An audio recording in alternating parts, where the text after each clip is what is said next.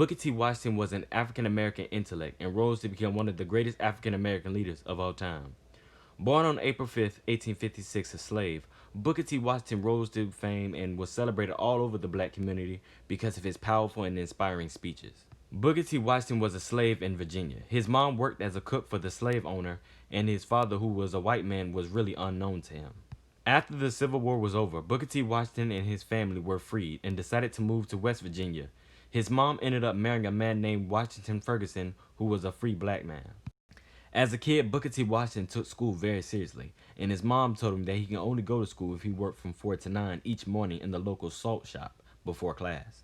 While working in the shop, Booker T. Washington overheard two people discussing the Hampton Institute, that is a school for former slaves in southern East Virginia.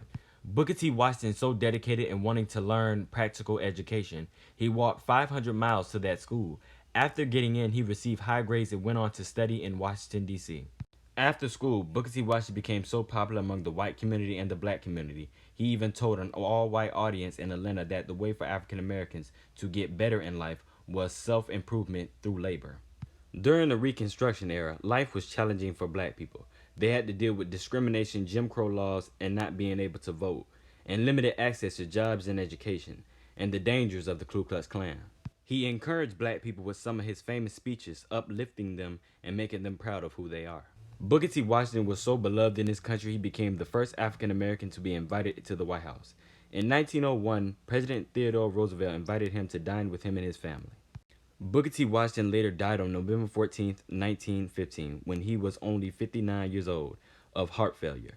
He truly was one of America's greatest heroes. Hope you liked this video. For more content, please like and subscribe.